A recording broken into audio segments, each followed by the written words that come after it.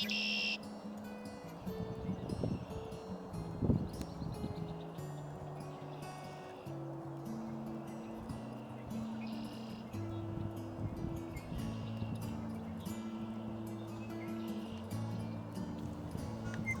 morning, my wayward ones, and welcome back to Sacred Space. Several years ago, I had a Facebook account. It didn't last long, but I was part of a witches group where one person's question sparked the idea for a video on the concept of the witch's wheel through a wayward witch's eyes. I remember it was fall, and a young lady who had moved from America to India was struggling with altar envy. She was, as we all tend to do, drooling over the witchy fall altars and lamenting the fact that she could not get pumpkins, wheat stalks, and apples for her altar. Individuals were making many suggestions, mostly about crafting or printing up pictures of these gifts from the earth that she was used to.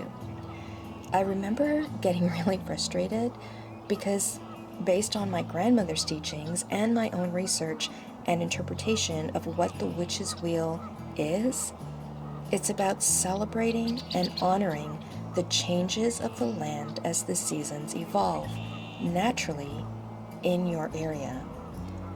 And the fall celebrations that most of us work with are at their core harvest celebrations. It's about honoring the land where you live, honoring the harvest, being mindful of both when it happens where you live and what the earth's bounty is where you live.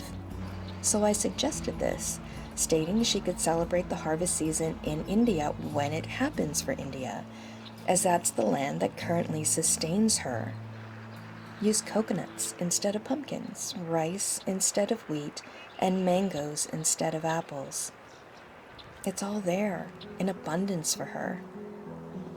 I gotta tell you, my suggestion was not well received.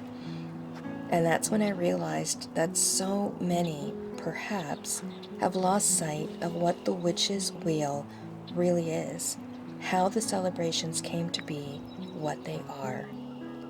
I'm often asked what my plans are for these holidays, Imbolc, Ostara, Beltane, and so forth, but the answer and explanation would take too long, so I decided to make a video to explain the concepts of this Wayward Witch's Wheel of the Year. First off, I only celebrate 5 calendar-driven holidays. The first 4 are the solstices and equinoxes. However, I do not celebrate these as markers for the beginning of the seasons. The spring equinox is not when I celebrate the beginning of spring. Summer solstice is not the beginning of summer for me. In my practice, these mark solar events, and I work with these days to harness and honor the important rule of light and darkness, both for the earth and within myself. The 5th calendar-driven holiday that I celebrate actually begins in September and ends on November 2nd. I refer to it as the Feast of the Ancestors, and I will get into that in a video about ancestral work later this year. So you may ask, what about the seasons? How and when do I celebrate them? And it's a fair question. I take it back to the heart of what I believe the witch's wheel represents. The wheel itself and the names of the holidays are European-based.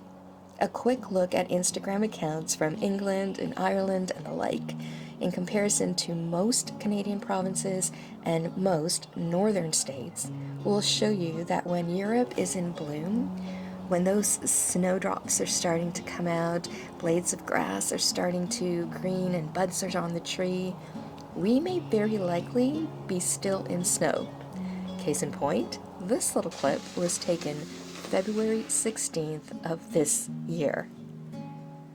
That's a lot of snow. Clearly not a snowdrop, blade of grass, or bud on the tree in sight. In my little corner of Earth's sacred space, the first blades of green only started appearing mid-April. This would therefore mark what I refer to as the quickening, but others may celebrate it as Imbolc, just off calendar. And even then, as I got excited for the quickening to take hold, The Creator reminded me that she is not to be rushed. For a week later, we had an April snow, and that's what we're enjoying through most of this video.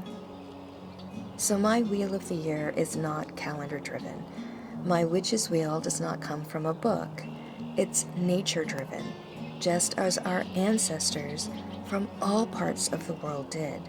They all had their versions of planting and fertility rituals and harvest celebrations. But it was just based on when and where it happened in the lands where they lived. It is a lonelier way to approach things, because when our online witch community are all posting about the calendar celebrations, you aren't. You are waiting. But for me, it's also a more true and authentic way to honor the cycles of the earth. So as my grandmother taught me, I wait and watch and honor the celebrations when the earth shows me she is ready.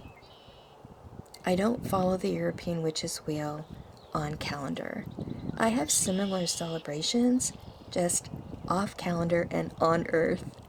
I simply choose a simpler way. I choose to follow the cycles of our sacred earth. I hope this gives you some food for thought. Namaste, and blessed be.